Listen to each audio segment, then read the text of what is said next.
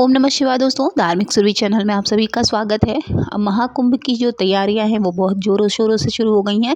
इस बार महाकुंभ जो है वो प्रयागराज में लगेगा और ऐसा कहा जाता है कि इससे संबंधित महाकुंभ से संबंधित दो कथाएं हैं। एक तो आप सभी बहुत अच्छे तरीके से जानते हैं, जिसमें समुद्र मंथन हुआ था और अमृत कलश को लेकर जहाँ पर देवों और दानवों में झगड़ा हुआ था और पाने के लिए अमृत को, तो जो बूंदें गिरी थी उसी के अकॉर्डिंग जो है वहाँ पर 4 जगह गिरी हुई थी।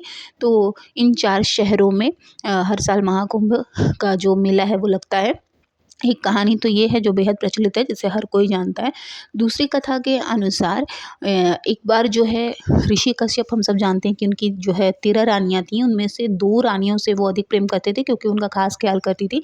जिनमें से एक थी कद्रू और दूसरी थी विनीता। इन 2 रानियों को वो ज़्यादा मानते थे क्योंकि वो उनका बहुत अच्छे से देखभाल उनकी करती थी और उनकी सेवा से वो बहुत खुश रहते थे। तो एक बार जो है कद्रू जाती है ऋषि कश्यप के पास और वो उनकी सेवा से प्रसन्न होकर उन्हें आशीर्वाद देते हैं कि तुम्हें 100 बच्चों की 100 संतान तुम्हारे होंगे।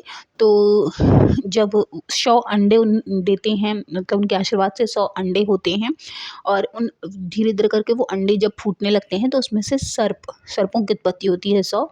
और हाँ, जो है जब उनमें से साँप की उत्पत्ति होने लगती है, नागों की उत्पत्ति होने लगती है, तो जो विनीता रहती हैं उनको भी ये चीज़ देख के लगता है कि अगर उन्हें भी 100 हैं तो मुझे कम ही हों। वो जाती हैं ऋषि के पास और उनसे प्रार्थना करती हैं कि मुझे भी संतान की उत्पत्ति चाहिए। आप भले मुझे उनसे कम दें लेकिन वो सर्वशक्तिशाली होने चाहिए। तो वो उन्हें भी आशीर्वाद देते हैं, जिनके आशीर्वाद के स्वरूप में उन्हें 2 अंडे मिलते हैं।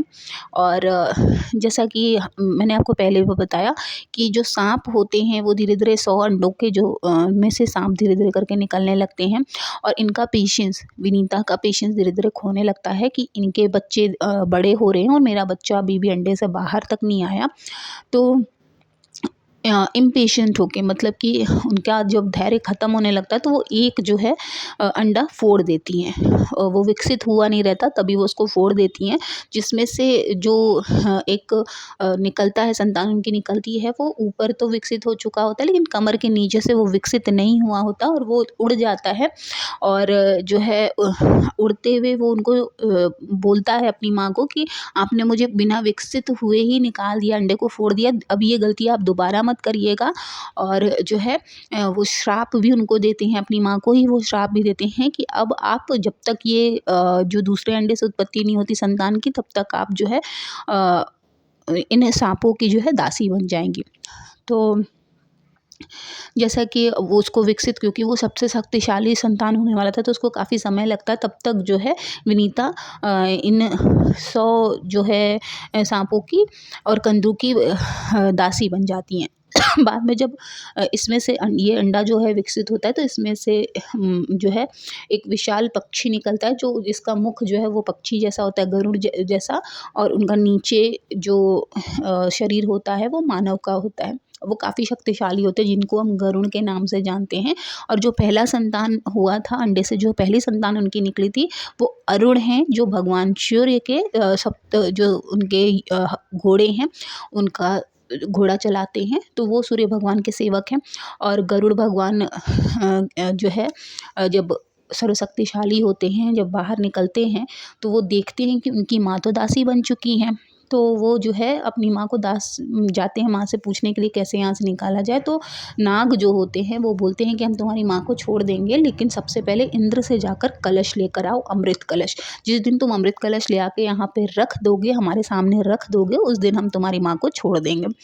तो गरुड़ जो है जाते हैं, इंद्रदेव से लड़ते हैं, तो उनसे जीत जाते हैं। फिर अग्निदेव, वायुदेव, सभी देवों से इनका युद्ध होता है। युद्ध में वो जीत जाते हैं, गरुड़ जो है सभी देवों से जीत जाते हैं। तो इंद्रदेव घबराकर फिर भगवान विष्णु के पास जाते हैं और उनसे निवेदन करते हैं कि पता नहीं कौन सा पक्षी ऐसा है जो आया है और कलश लेकर जा रहा है, आप हमारी रक्षा करें। भगवान विष्णु आते हैं तो देखते हैं कि वो कलश लेकर गरुड़ जो है उड़ते रहते हैं। तो वो सोचते हैं कि ये चख नहीं रहा है तो ज़रूर ये लालची तो नहीं है इस चीज़ का, लेकिन ये क्यों ले जा रहा है? तो पूछते हैं गरुड़ से कि तुम ये क्यों ले जा रहे हो? तुम्हें ये अपनी इच्छा के लिए तो नहीं ले जा रहे हो, तो किस लिए ले जा रहे हो?